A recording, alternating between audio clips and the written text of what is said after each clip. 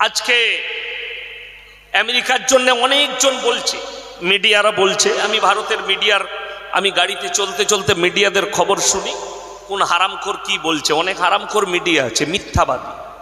तो একজন मीडियावाला बोलছে कि अमेरिका ने अपने घुटने टेक दिया कुदरत की कहर के सामने। বাংলার মিডিয়ারা বলছে হুঁটো কেড়ে দিয়েছে কে? আমেরিকা, কুদরতের বালার কাছে। আমেরিকা অনেক দূরের কথা। যে পৃথিবীর যাকে আল্লাহ জাহান্নামী ঘোষণা করেছেন, কোরআনের লাকির টেনে দিয়েছেন, তার নাম হচ্ছে ফিরাউন। নাম শুনেছেন না শুনেননি? ফিরাউন বলেছিল আলা রাব্বুকুমুল আলা। গোটা মিশরবাসীকে ডেকে তাদেরকে বললে আলা রাব্বুকুমুল আলা, আমি হচ্ছি তোমাদের রব আর আমি শক্তিশালী, তোমাদের যা চাওয়ার আমার কাছে চাইবে। আল্লাহ ফিরাউনের মতো নেমক হারামেরও নিচুড়ে রস বার করে দিয়েছে আল্লাহ। জোরে বলুন সুবহানাল্লাহ। ফিরাউন রেহাই পাইনি। ফিরাউন হুঁটো গেড়েছে আল্লাহর কাছে। ফিরাউনের হুঁটো গাড়া আলাদা। ফিরাউন যখন বললে আলা রাব্বুকুমুল আলা, মুসা নবী আল্লাহকে বললেন আল্লাহ এই যে খুব বাড়াবাড়ি করছে, এরপর তো নিজেকে আল্লাহই দাবি করেছে, নিজেকে আল্লাহই দাবি করেছে। অনেক অমুসলিম ভাই যারা এসছেন আমার জলসা শুনতে, তাদেরকে ওয়েলকাম জানাচ্ছি, স্বাগত জানাচ্ছি। শুনলেন ফিরাউন যখন এই কথা বলল, মুসা আল্লাহকে অভিযোগ করলেন, ইয়া আল্লাহ তুমি কি দেখতে পাও না? তুমি কি দেখছো না এই এত বড় দাবি করছে, নিজেকে আল্লাহই দাবি করছে? আল্লাহ বললে হে আমার মুসা, তুমি কি দেখতে চাও আমি কত শক্তিশালী? আল্লাহ দেখাও। মুসা নবী যখন কথা বলার ইচ্ছা হতো আল্লাহর সঙ্গে, আল্লাহ ডাকতেন পাহাড়ে, তুর পাহাড়ে চলে এসো, আমার পাহাড়ের ওপরে এসো। পাহাড়ের ওপরে গিয়ে সিজদায় পড়তেন মুসা নবী, আর আল্লাহর সঙ্গে কথাপতন হতো। জোরে বলুন সুবহানাল্লাহ। তিনি পয়গম্বর। তো আল্লাহ তাআলা বললে তুমি মজা দেখবে? দেখবে। আল্লাহ তাআলা মিশরে অনাবৃষ্টি দিলেন। কি দিলেন? অনাবৃষ্টি। বৃষ্টি নেই, জমিন ফেটে গেল, মাঠ ফেটে গেল। দেখুন একবার খালি লকডাউন হয়েছে, হয়েছে না হয়নি? সরকার গরিবদের জন্য, ভারত সরকার কি দিল? ফ্রি চাল। কোথা থেকে খাবে? রেশন দিচ্ছে না, দেয় না? এখনো ফ্রি দিচ্ছে, রাজ্য সরকার দিচ্ছে ফ্রি। কেন? লকডাউন হয়েছে, মানুষগুলো মারা যাবে। দায়িত্ব সরকারের, গোটা ভারতের মানুষের দায়িত্ব ভারত সরকারের, রাজ্যের মানুষের দায়িত্ব রাজ্য সরকারের, এলাকার মানুষের দায়িত্ব এলাকার নেতাদের, তাদের ভালো মন্দ সব খোঁজ রাখা। তো যখন আল্লাহ অনাবৃষ্টি দিলেন, মিশরে মাটি ফেটে গেল, নীল নদী শুকিয়ে গেল, সমস্ত মিশরবাসী তারা ফিরাউনের রাজ দরবারে এসে হাজিরি দিল। আর ফিরাউনকে বললে হে ফিরাউন, তুমি তো হচ্ছ আমাদের রব, তুমি তো বলেছো আলা রাব্বুকুমুল আলা, বৃষ্টি নেই, মাটি ফেটে গেছে, আমরা মারা যাব অনাহারে, তোমাকে বৃষ্টি বর্ষণ করতে হবে। ফিরাউন মনে মনে দেখলে আমি তো 2 নম্বরই মাল। ফিরাউন আসল আল্লাহ না নকল? নকল। কিন্তু পদ্ধতি বার করল। তাদেরকে বললে তোমরা বাড়ি যাও আর বৃষ্টির জন্য অপেক্ষা করো। ফিরাউন দেখলে বৃষ্টি, সকলে বলুন কার হাতে? কথা বলে না? আল্লাহর হাতে বৃষ্টি। সব কিছু আল্লাহর হাতে, নিয়ন্ত্রণ কন্ট্রোল আল্লাহর হাতে। সুপার পাওয়ার যেই হোক পৃথিবীর, আমেরিকার কাছে 4428টা পরমাণু বোমা আছে, লাচারের মতো দাঁড়িয়ে আছে। বিদেশ থেকে কানাডা পাঠিয়েছে কয়েকটা হেলিকপ্টার, কয়েকটা এরোপ্লেন, পানি ফায়ার মারার জন্যে। আগুন নিভিয়ে উদ্ধার করতে পারেনি, হুঁটো টেকতে হয়েছে কুদরতের বালার কাছে। ওই জন্য আল্লাহ বলেছে আমি মানুষকে, ইনসানকে দুর্বল করেছি। ফিরাউন তার সৈন্যদিকে বলে আমার সঙ্গে চলো, পাহাড়ের কিনারায় গিয়ে গুহায় তোমরা বাইরে অপেক্ষারত থাকো। বাইরে সব সৈন্যরা তার অপেক্ষা করছে। ফিরাউন গুহার মধ্যে প্রবেশ করলো, সিজদায় পড়ে বলছে আল্লাহ তুমি ছাড়া রব নাই, আল্লাহ তুমি একমাত্র মাবুদ। আমি তো নেমক হারাম, নিজেকে আল্লাহ দাবি করেছি, আল্লাহ বৃষ্টি বর্ষণ করো, তা না হলে মিশরের মানুষ অনাহারে মারা যাবে। আমি আজ থেকে আর কোনোদিন নিজেকে আল্লাহ দাবি করব। এই কথা বলার পরে আল্লাহ রাব্বুল আলামিন জিবরিল আমিন ফেরেশতাকে পাঠালেন। এ আমার জিবরিল আমিন, তুমি যাও, কি নিয়ে? কাগজ আর সিয়াই নিয়ে যাও, তার হাতে ধরিয়ে দাও। আর ফিরাউনকে বললে শোনো, আল্লাহর কাছে যে যা চাই সব পাই, তারপরেও যদি নাফরমানি করে তাকে কি করা উচিত? বললে তাকে যেন দরিয়ায় ডুবিয়ে মারা হয়। আমি লিখে দিচ্ছি, ফেরাউন ওখান থেকে বেরোবার আগেই আল্লাহ গোটা মিশরে মুষলধারার বৃষ্টি বর্ষণ করলেন। জোরে বলুন সুবহানাল্লাহ। আমাদের দেশের মমিন ব্যক্তি বলে আমার দোয়া কবুল হয় না। তুমি দোয়াটা চাইতেই জানো না, দোয়ার পদ্ধতিটা জানো না, যার কারণে তোমার দোয়া কবুল হয় না। বাংলাদেশের একটা চাচা, দেখুন লটারির টিকিট কাটা হারাম না হালাল? হারাম। বাংলাদেশের একজন চাচা মুখে দাঁড়িয়ে আছে, নামাজ পড়ে মোটামুটি, মসজিদে ঢুকেছে লটারির টিকিট কেটে। আল্লাহ গো, আমি একটা লটারি কেটেছি, 1 কোটি পড়ে গেলে জীবনে আর আমি মসজিদ থেকে বেরোবো না। আচ্ছা, এই দোয়াটা চাওয়াটা হারাম না হালাল?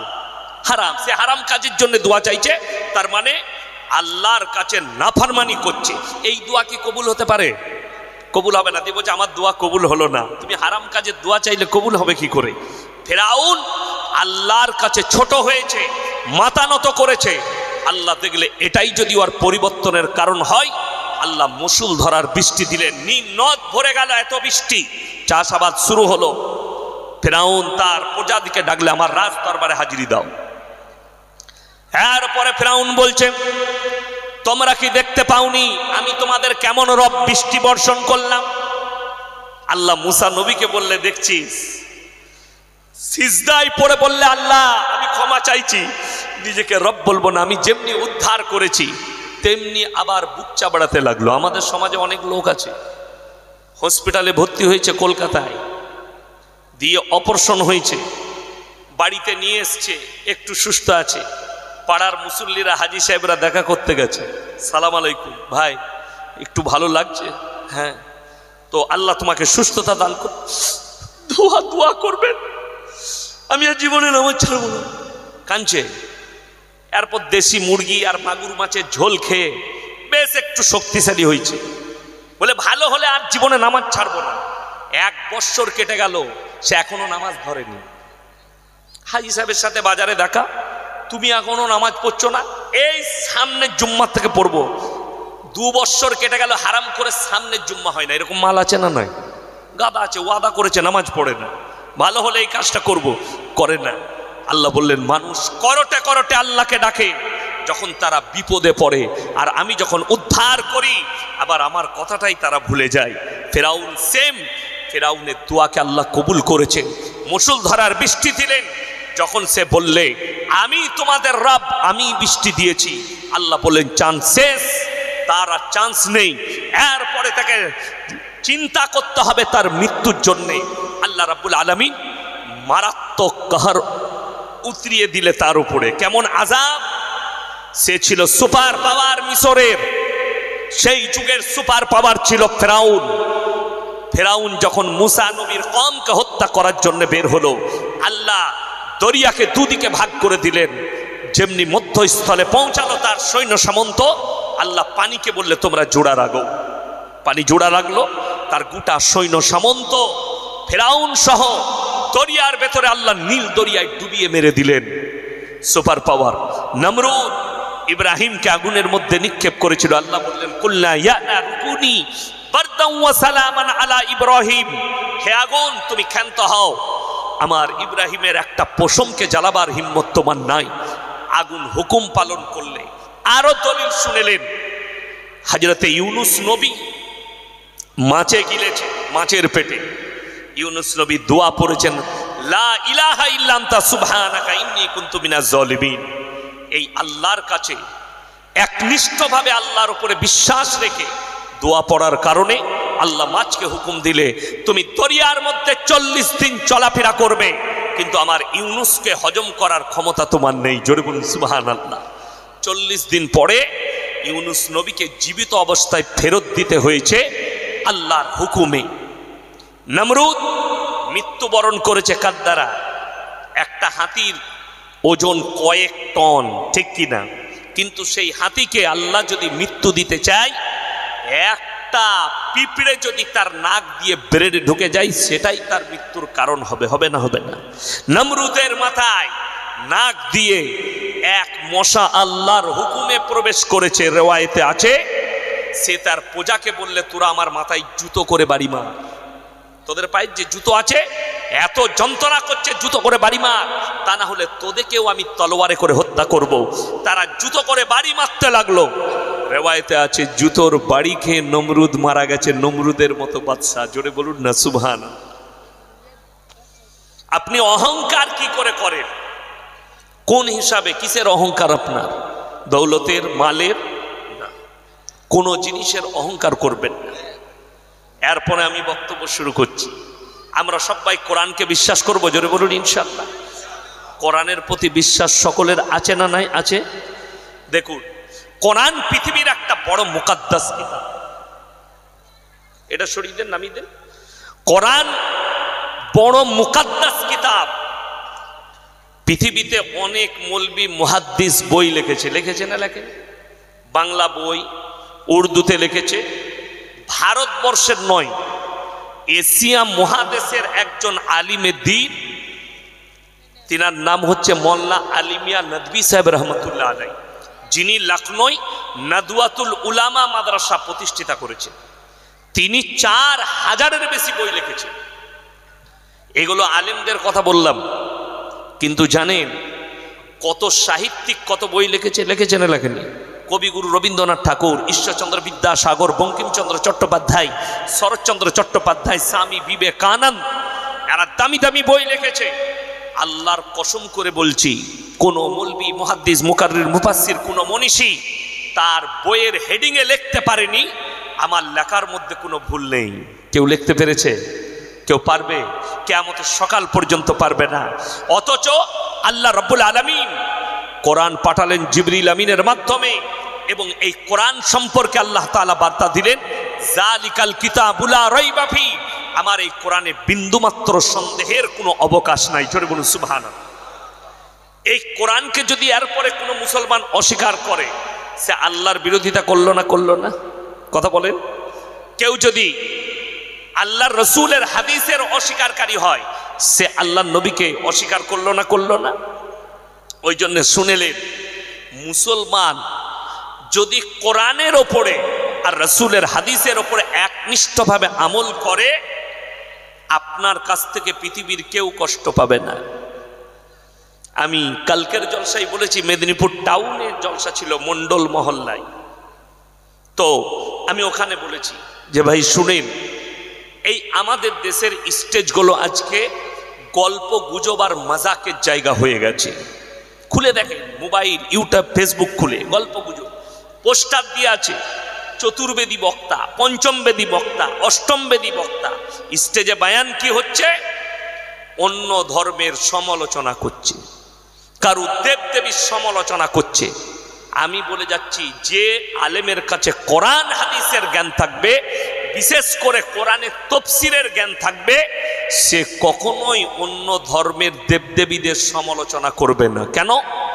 কোরআনে আছে, ওয়ালা তাসুব্বুল্লাযীনা ইয়াদউনা মিন দুনিল্লাহি ফায়াসুব্বুল্লাহা আদওয়াম বিগাইরি ইলম। হে আমার নবী, পৃথিবীর মানুষকে বলে দাও, তোমরা তাদের দেবদেবীকে গালি দিও না যারা আল্লাহ ছাড়া অন্য দেবদেবীর উপাসনা করে। তাদের ধর্মকে গালি দিও না। অজ্ঞাত অবস্থায় সে তোমার আল্লাহকে গালি দিয়ে বসবে। আপনি এটাও জানেন না, এই গ্রামের একটা লোক যদি চোর হয়, গোটা গ্রামের লোক চোর হবে? কথা বলে না? চোর হবে? বলা যাবে চোর? বলা যাবে না। ব্যক্তিটা চোর। যেমন অনেক সময় দেখবেন মসজিদে জুম্মার দিনে জুতো চুরি হয় না? হয় না? হ্যাঁ, জুতো চুরি হয়। তো আপনি যদি বলেন মুসল্লিরা চোর, তো আপনি গণ্ড মূর্খ না। নামাজি কখনো চোর নয়, চোর নামাজি সেজে যায়। কথাটা বুঝতে পারেনি? চোর কি সাজে? নামাজি। তো এটা নামাজির দোষ নয়। একটা লোক যদি অপরাধ করে, গোটা কমিউনিটি দায়ী হবে না। আমি কালকের জলসায় বলেছি, নূপুর শর্মা বলে একটা বোম্বাইয়ের মেয়ে আল্লাহ রসুল সাল্লাল্লাহু আলাইহি সাল্লামকে গালি দিয়েছে। এটার জন্যে গোটা হিন্দু কমিউনিটি দায়ী নয়, সেই ব্যক্তি দায়ী। আর আমার উত্তর হচ্ছে, কলকাতায় আন্দোলন কেন করতে হবে? গাড়ি কেন পোড়াতে হবে? শুনেলেন, কুকুর কামড়ালে আপনারা কুকুরকে ঘুরিয়ে কামড়ান তো? কথা বলে না? কামড়ানো যাবে? কামড়ানো যাবে না। তাইলে আপনার আর কুকুরের মধ্যে পার্থক্য থাকবে না। আপনাকে কি করতে হবে? কুকুরে কামড়ালে ইঞ্জেকশন নিতে হবে, ভ্যাকসিন দিতে হবে। এই নুপুর শর্মার ভ্যাকসিন হচ্ছে আমাদের মতো মৌলবীরা। আমার থেকে দামি ভ্যাকসিন ওর জন্য আর কিছু নাই। আল্লাহর নবীকে গালি দিয়েছে, আপনি হালাল তরিকায় শুদ্ধ তরিকায় উত্তর দেন। কি বলেছে? আল্লাহর নবী 6 বছর বয়সে মা আয়েশা সিদ্দিকা রাদিয়াল্লাহু তাআলা আনহাকে বিবাহ করেছে। 9 বছর বয়সে তিনি সংসার শুরু করেছেন। আরে বাবা, 1400 বছর আগের ঘটনা এটা, ঠিক কিনা কথা বলে? 1444 বছর আগেকার ঘটনা। আর আমি আপনাকে সেদিনের ঘটনা বলে দিই। বঙ্কিমচন্দ্র চট্টোপাধ্যায় যেদিনে বিবাহ করেছেন, ওনার স্ত্রীর বয়স ছিল 5 বছর। তাকে তুমি কি বলবে আমি তোমার কাছে জানতে চাই। ঈশ্বরচন্দ্র বিদ্যাসাগর যেদিনে বিবাহ করেছেন, ওনার স্ত্রীর বয়স ছিল 8 বছর। ওনাকে কি বলবেন আমি তোমার মুখ থেকে শুনতে চাই। এদের মুখে ট্যাব লেগে যাবে, এই কথা বলতে পারবে না। কবিগুরু রবীন্দ্রনাথ ঠাকুর যেদিনে বিবাহ করেছেন, ওনার স্ত্রীর বয়স ছিল মাত্র 11 বছর, 11 ইয়ার্স, 11 বছর। উনাকে কি বলবে? আর আমি বলছি শ্রদ্ধার চোখে দেখি, তুমি কেন গোটা ভারতের যতগুলো স্কুল কলেজ আর ইউনিভার্সিটি আছে, তাদের হেডমাস্টারের মাথার উপরে ইনাদের ছবি লাগানো থাকে, ঠিক কিনা কথা বলে? ইনাদের জন্ম মৃত্যু, তোমার থেকে দামি দামি ডাক্তার মাস্টাররা ইনাদের জন্ম মৃত্যু দিবস পালন করে না করে না? তাহলে তুমি এদিকে কি বলবে? শুনেলেন, একটা মানুষকে গালি দেওয়া খুব সহজ। কোথায়? পেছনে। কথাটা বুঝতে পারেননি? কোথায় বললাম? পেছনে। আমি ইয়াসিন, ফেসবুক খুলে দেখুন কতজন কমেন্টে গালি দিচ্ছে। তো কমেন্টে গালি লেখা সহজ, বাপের বেটা হলে স্টেজে এসে গালি দিয়ে দেখায়, যদি হিম্মত থাকে। বাপের বেটা হলে। এই যে গতকালকে দেখলাম, আজকে আমাকে ভিডিওটা পাঠিয়েছে দুপুরে, জুম্মার নামাজ ফামাজ তো পড়েই না, মুসলমান হলে তো পড়বে। তার নাম হচ্ছে একটা আমাদের এই হুগলি ডিস্ট্রিক্টে আছে, আরামবাগ টিভি শফিকুল বলে না, দালাল মার্কা। আমার লেগে বলেছে এই মৌলবি হচ্ছে জঙ্গি, আতঙ্কবাদী। আপনাদের কি মনে হচ্ছে? তাই তো। আমি বোমা তৈরি করি, বড় কষ্ট লাগে। একটা এটিএম ডাকাতি করলে মাদ্রাসায় পড়া লাগবে না ইঞ্জিনিয়ার হতে হবে? কথা বলেন। ইঞ্জিনিয়ার হতে হবে, স্কুল কলেজে পড়া হতে হবে। তাহলে জঙ্গি কোথায় তৈরি হয়? মাদ্রাসায়, স্কুল কলেজ। সামালো উত্তর দাও। শুধু তাই নয়, একটা বোমা তৈরি করতে গেলে তাকে ফর্মুলা জানতে হবে, আর ফর্মুলাটা মাদ্রাসায় পড়ানো হয় না, ফর্মুলাটা স্কুল কলেজে পড়ানো হয়। কথা বললে মেপে বুঝে বলবে। এই শফিকুলকে আমি বলেছি, শোনো, আবার বলে দিচ্ছি, 10 মিনিট সময় লব না, তুমি আমার সঙ্গে লাইভে বসো। কলকাতার একটা বাগুইয়াটির মেয়ে, নাম মুসলমান। আমি কালকে বলেছি, ইস ঘর কো আগ লাগি ঘর কি চিরাগ সে। মুসলমান, তোমরা নিজেদের ঘরে নিজেরা আগুন ধরিয়েছ। এই ভারতে যতজন কোরআনকে গালি দিচ্ছে, ইসলামকে গালি দিচ্ছে, পৃথিবীতে একটা অমুসলিম ঘরের নয়, সব মুসলমান ঘরে জন্ম নিয়েছে। একটাও হিন্দু ঘরের নয় ভারতে যতজন গালি দিচ্ছে, একটা হিন্দু ঘরের নয়। কলকাতার বাগুইয়াটির মেয়েটার নাম হচ্ছে নাজিয়া ইলাইখা। আমাকে বলেছিল এই মৌলবীকে পেলে মারবো। আমি বলেছিলাম আমাকে তোকে মারতে হবে না, আমি যদি তোর ওপরে পড়ে যাই তা তুই তলায় চলে যাবে, ঠিক কিনা কথা বলে? আমার 80 কেজি ওজন, তার 35 কেজি ওজন, সে টিকবে? আমাকে বলছে মারবো হুজুরকে। মারো, তোমাদের শক্তি আছে মারবে, কিন্তু আমার আল্লাহ যেদিনে ধরবে পালাবার রাস্তা খুঁজে পাবে না, ঠিক কিনা? এই 2 বছর না 3 বছর আগে দেখছিলাম এই হারাম করে আরামবাগ টিভি শফিকুল তালা মেরে ঘরের ভেতরে বসছিল। পুলিশে বলছে দরজা খুলো, মাথায় চাপ দিয়ে পাছায় লাঠি মেরে থানায় নিয়ে গিয়ে লকআপে ভরেছিল। কেন? মিথ্যা অপপ্রচার করার কারণে। ইয়ার মিথ্যা ছাড়া একটা ওর চ্যানেলে কিচ্ছু নাই। আর ইউটিউব চালায়, নাম রেখেছে আরামবাগ টিভি। একে যারা মুসলমান ভাববে তাদের ইমান চলে যাবার খাতরা আছে। আমাকে বলছে জঙ্গি। তুমি যদি প্রমাণ করাতে পারো, তুমি প্রশাসনকে বলো, রাজ্য সরকারকে, দিদিকে, এই জঙ্গিটাকে অ্যারেস্ট করে দেখাও এবং আমার জঙ্গি কার্যকলাপ একটা প্রুফ করো। হয় আমার নামে ধর্ষণ কেস দিতে হবে, মিথ্যা, তা না হয় রেপ কেস দিতে হবে, মিথ্যা, তা না হয় গাঁজা কেস দিতে হবে, মিথ্যা। তাছাড়া আল্লাহর কৃপায় একটাও কিচ্ছু সত্য খুঁজে পাবে না। মাদ্রাসায় পড়াই, সমাজের খিদমত করছি, একটু জলসা করছি, বাস। আর সমাজের সেবা করি। আমি কি মানুষ? আমার গলসি থানার লোক বলবে, হিন্দু মুসলিম সবাই বলবে। আমার বন্ধু, আমি যখন বাড়ি থেকে বেরোই, আমার একজন বন্ধু আছে সুনীল দাস, ফুচকা বিক্রি করে। সে কি বলে জানেন? হুজুর জলসায় কোথায় যাচ্ছেন? আমি বললাম 24 পরগনা, একটা বিসমিল্লাহ করে যান। কি ফুচকা দাসদের ছেলে, আমার বন্ধু, ক্লাস ফ্রেন্ড, একই ক্লাসে পড়তাম, সুনীল দাস আমার ক্লোজ বন্ধু, আমার মাদ্রাসার পাশে বাড়ি, কোনো অসুবিধা নেই। আর এ বলছে আমি তো জঙ্গি হলে সে আমাকে ছাড়াই দিত না, ধারে পাশে গেছত না। বড় কষ্ট লাগে। আমার এলাকায় এসো বুঝতে পারবে ইয়াসিনের খিদমত আমি কেমন ভাবে চলাফেরা করি। আমি অনুরোধ করে যাচ্ছি, আপনি বলছেন মুসলমান হয়ে আমি কোরআনকে বিশ্বাস করি, কোরআনের উপরে বিশ্বাস রাখেন, ইমানদারির সঙ্গে বলুন তো, আপনারা এতগুলো মুসলিম ভাই বসে আছেন, সুদ খাওয়া হারাম না হালাল? কথা বলে না হারাম। তার মানে আপনার এই এলাকায় একটাও সুদখোর নাই, কথা বলে না? আছে তো? কোরআন বলছে ওয়াহাল্লাল্লাহুল বাইয়া ওয়া হাররামার রিবা, হে আমার নবী সুদকে হারাম করেছি আর ব্যবসাকে হালাল করেছি। এরপরে বলুন আল্লাহ তাআলা সুদকে হারাম করলেন, ব্যবসাকে হালাল করলেন। এরপরে যদি কোনো মুসলমান সুদ খায়, সে আল্লাহর সঙ্গে যুদ্ধ ঘোষণা করলো না করলো না? কথা বলেন। তাহলে সেই লোক আর মুমিন থাকবে? কিন্তু আমাদের দেশের অবস্থা খুব খারাপ। মাতাল মসজিদে ঢুকতে পাই না মদ খেয়ে, গাঁজাখোর গাঁজা খেয়ে মসজিদে ঢুকতে পাই না, কিন্তু সুদখোর আতর লাগিয়ে জুম্মার দিনে মসজিদে নামাজ পড়তে পাই। আমি বললেই খারাপ মৌলবি, তুমি যা বলবে বলো। বড় কষ্ট লাগে। আমি কেন বলছি? আমার কিন্তু চাকরি যাবার ভয় নেই। ভয় আছে আমার চাকরি যাবার? কমিটির লোক যদি এসে বলে সুদ নিয়ে বলবেন না, মদ নিয়ে বলবেন না, গাঁজা নিয়ে বলবেন না, পয়সা ভেকো তামাশা দেখো, নামবো, গাড়ি রেডি আছে, পালিয়ে যাবো, তুই বুঝে দিকে। আবার যেখানে যাবো কালকে মগরাহাটে এই কথাটাই বলবো, নিতে পারলে নিবি, নাহলে আমাকে দাওয়াত দিস না। হক শুনতে হবে। এটা যদি ইমাম বলে, সকালবেলায় মসজিদ কমিটি হারাম করে ইমামকে তাড়িয়ে দেয়। যেহেতু ইমাম হক বলেছে, সুদের বয়ান করেছে, তুমি ইমামকে তাড়াতে পারবে, ইয়াসিনকে স্টেজ থেকে নামাতে পারবে। আল্লাহর কসম করে বলছি, কোরআনের আয়াত তুমি পরিবর্তন করতে পারবে? রাসূল সাল্লাল্লাহু আলাইহি সাল্লামের হাদিস, নবীজি বললেন, হে আমার সাহাবীরা শোনো, কেউ যদি 1 টাকা সুদ খায়, নিজের মায়ের সঙ্গে 36 বার জিনা করার সমান পাপ হবে। জোরে বলুন নাউজুবিল্লাহ। এরপর একটা মুসলমান কি করে সুদ খেতে পারে জানেন? বেঈমান কাফের ইহুদিরা তাদের মেহনতে কামিয়াব, আপনি আমি আমাদের মেহনতে নাকাম। যদি বলেন কি করে? এখন তো বেঈমান কাফেররা প্রত্যেকটা মুসলিম বাড়িতে বাড়িতে সুদ ঢুকিয়েছে, ঠিক কি না? যদি বলেন কই, আপনাদের এখানে তাহলে বন্ধন লোন নাই, গ্রুপ লোন নাই? আছে তো।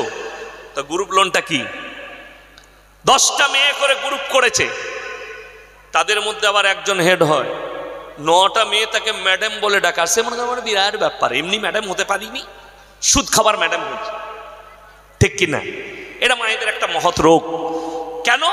এরা বলছে, আরে মৌলবীরা বলবে কেন গ্রুপ লোনের ব্যাপারে, বন্ধন লোনের ব্যাপারে? এই মৌলবীরা কি আমাদের সংসার চালাবার টাকা দেয়? আরে নেমো হারাম। তুমি যদি মুমিন হও, তোমাকে হক শুনতে হবে আর রুজির মালিক আল্লাহকে বিশ্বাস করতে হবে। তুমি যদি বলো যে আমার সংসার কি করে চলবে, ওই জন্যে গ্রুপ লোন নিচ্ছি, ওই জন্যে আমি বন্ধন লোন নিচ্ছি, তুমি ভেবে দেখো তোমার মসজিদে, তোমার গ্রামের মধ্যে সব থেকে কম বেতন হচ্ছে তোমার মসজিদের ইমামের, ঠিক কিনা? কথা বলেন। তাইলে নিশ্চয় আপনাদের গ্রামে ইমাম সাহেবের বউ মনে হয় বন্ধন লোন করে, গ্রুপ লোন করে। কথাটা বুঝতে পেরেছেন না? পারেন করে। লটারির টিকিট কাটা হারাম না হালাল? হারাম। যদি হারাম হয়, আপনাকে আমি আপনাদের বাজারে দেখিয়ে দেবো মুসলমান লটারি কাটছে, মুসলমান লটারি বিক্রিও করছে। ঠিক বললাম না ভুল বললাম? খোঁজ নেবেন, সকালবেলায় দেখে নেবেন। মুসলমান লটারি বেচছে, লটারি কিনছে, দুটোই করছে। লটারির টিকিট হালাল হলে আমরা মৌলবীরা, যাদিকে আপনারা বেতন দিতে চান না, যাদিকে পয়সা দিতে আপনাদের দ্বিধাবোধ হয়, আমরা সকালবেলায় উঠে আগে প্রথমে 1 ঘর লটারিটাই কাটতাম হালাল হলে। লটারির টিকিট হারাম, তার কারণ একটাই, মারাত্মক হারাম। সেই হারামটার দ্বারা আপনার ঈমান চলে যাবার কি আছে, খাতরা আছে। কেমন করে শুনেলেন? আমাদের দেশে গণককার আছে না নাই? তাদেরকে জ্যোতিষী বলে মানুষে, মুসলিমদের মধ্যেও আছে, অমুসলিম ভাইদের মধ্যেও আছে জ্যোতিষী। মোবাইল খুলেন, এখন ফেসবুকে অহরহ অ্যাড দিচ্ছে, ইউটিউবার ফেসবুকে অমুক বাবা, বাবা জালালউদ্দিন, একটাই ফোনেতে কামিয়াবি জ্যোতিষী আপনার ভবিষ্যৎ বলে দিবে। আল্লাহর কসম করে বলছি, কেউ যদি বিশ্বাস করে এই লোকটা ভবিষ্যৎ বলতে পারে, আপনি কাফের হয়ে যাবেন, ঈমান চলে যাবে। ভবিষ্যৎ একমাত্র আল্লাহ ছাড়া পৃথিবীর কেউ, কথা বলেন, জানে না। আল্লাহ তাআলা কোরআনে 5টা জিনিসকে গোপন করলেন। জোরে বলুন সুবহানাল্লাহ। কটা? 5টা। 1 2 3 4 5। কি কি? সূরা লুকমান। কোন সূরা বললাম? সূরা লুকমান। দেখবেন যিনারা শিক্ষিত লোক আছে, পেপার বরাবর পড়েন, তারা জানবে। যারা খবর দেখে, 2012 সাল, তখন সোশ্যাল মিডিয়া এতটা ছিল না। 2012 সালে এত মোবাইল ছিল ঘরে ঘরে, হাতে হাতে ছিল না। আমি কিন্তু তখনও বক্তা।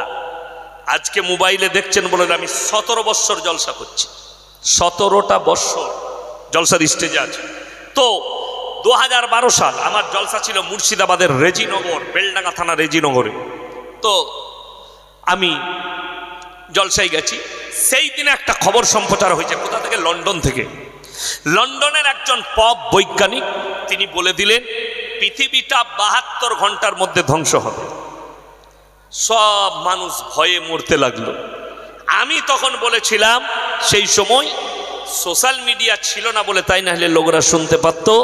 আমি বলেছিলাম, যে বলেছে 72 ঘন্টার মধ্যে পৃথিবী ধ্বংস হবে, সে এমনি বলেনি, 72 কেজি গাঁজা খেয়ে বলেছে। কত বললাম? 72 কেজি। আচ্ছা, পৃথিবীটা ধ্বংস হয়েছে না আছে? কথা বলে না? আছে। শুনেলেন। দ্বিতীয় নম্বর, গত 2023 সালের রমজান মাসে, 24 সালের রমজান মাসে বাংলাদেশের এক হুজুর, আর আমাদের দেশের লোক সব থেকে বেশি ভালোবাসে কি? মেয়েরা, ছেলেরা, কিছু লোক আছে, সুর করে বক্তব্য দিতে হবে, সুরে জলসা শেষ, বুঝলি কি বে, বুঝিনি কিছু, দিয়ে জলসা শেষ হয়ে গেল। এই তো আমাদের সমাজ শেষ হয়ে গেল। হুজুর বয়ান করছে, বাবাজিরা, আমার বন্ধুগণেরা, 15ই রমজান শুক্রবার, আল্লাহ নবী বলেছেন দিনটা হবে শুক্রবার, আর 15ই রমজান হবে। আল্লাহ ওই দিনে পৃথিবীকে ধ্বংস করে দেবে। যা বুঝে করগা। আমি রমজান মাসে হাওড়ায় 15 রমজান আদায় করতে এসেছি। সকালবেলায় ফজরের পরে বেরিয়েছি, আর রমজান মাসে আদায় মাদ্রাসা। একজন ফোন করে বর্ধমান থেকে বলছে, হুজুর 15ই রমজান কি হবে? আমরা, তুই আগে মরবি, ফোনটা রাখ, এই মাদ্রাসার কাজ করছি। মানুষ ভয়ে। আচ্ছা বলুন তো, ধ্বংস হয়েছে? হয়নি। কেন? শুনেলেন এরপর। এটা কোরআন।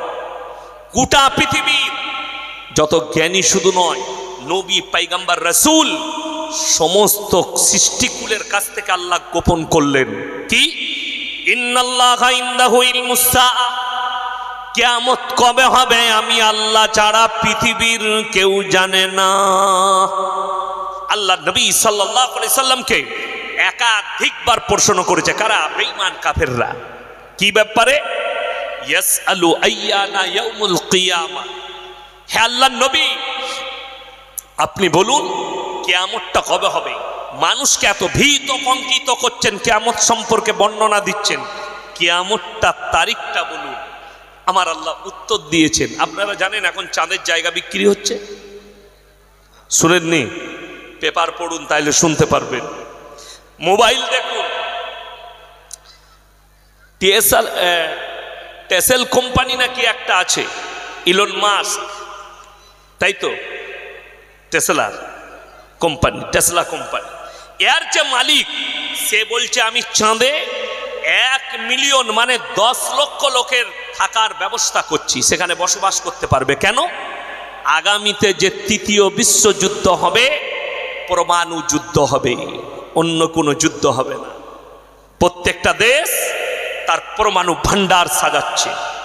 ইরান এলান করে দিয়েছে, আমি পরমাণু ভান্ডার তৈরি করে ফেলেছি।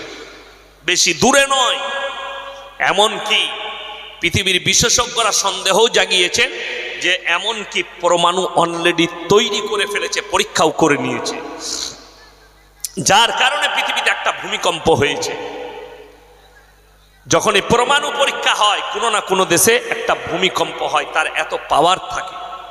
যাই হোক, আগামীতে পৃথিবী ধ্বংস হবে। আমি 10 মিলিয়ন মানে দামি দামি লোক, তারা সব চাঁদে পালিয়ে যাবে, তারা চাঁদেতে বসবাস করবে। আমি বলতে চাই এই মূর্খ দিকে যারা চাঁদে পালাবে সে মাল কটার বেশি ক্ষতি। কেন? আমার আল্লাহ বললেন ফাইদা বারিকাল বাসার ওয়া খাসাফাল কমার ওয়া জুমিয়াশ শামসু ওয়াল কমার ইয়াকুলুল ইনসানু ইয়াউমাইদিন আইনাল মাফার কাল্লা লা ওয়াজারা ইলা রাব্বিকা ইয়াউমাইদিনিল মুস্তাকার। হে আমার নবী বলো, ফাইদা বারিকাল বাসার, সেদিন তোমাদের চোখগুলো স্থির হবে। স্থির মানে কি? কোনো একটা আশ্চর্য জিনিস দেখলে আমাদের চোখ দাঁড়িয়ে যায়, দাঁড়াই না? দাঁড়াই না? আপনি সকালবেলায় উঠে বাজারে গেছেন, একটা 20 কিলো ওজনের মাছ দেখলেন, ও আল্লাহ, চোখটা দাঁড়াবে না? দাঁড়াবে না? এই শব্দটাই আমার আল্লাহ ব্যবহার করেছেন, ফাইদা বারিকাল বাসার, তোমাদের চোখগুলো স্থির হবে। ওয়া খাসাফাল কামার, যেদিনে চন্দ্র আলোহীন হবে।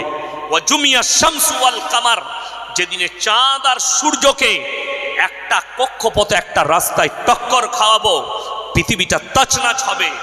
যারা চাঁদে থাকবে সেই মালদের কত কষ্ট হবে, তারা ওপর থেকে পড়ে নিচেই যাবে, আর আমরা নিচে থেকে টুক করে তলাই যাব। কথাটা বুঝতে পারেননি? কোরআন এটা, আর কোরআন হচ্ছে সত্য কিতাব। আল্লাহ তছনছ করবেন। কোরআনে একাধিক জায়গায় দলিল দিয়েছেন, ইদা শামসু কুবিরাত ওয়া ইদা নুজুমুন কাদারাত ইদা সামাউন ফাতারাত ওয়া ইদাল কাওয়াকিবুন তাসারাত ওয়া ইদাল বিহারু ফুজ্জিরাত। আসমান আর জমিনকে ফাটিয়ে চৈচাল্লা করে দেব। চন্দ্র তারকা দলি তারা সব টুকরো টুকরো হয়ে যাবে, একে অপরের সঙ্গে টক্কর খাবে, পৃথিবীটা তছনছ হবে। সেই দিনটা হবে কিয়ামতের দিন।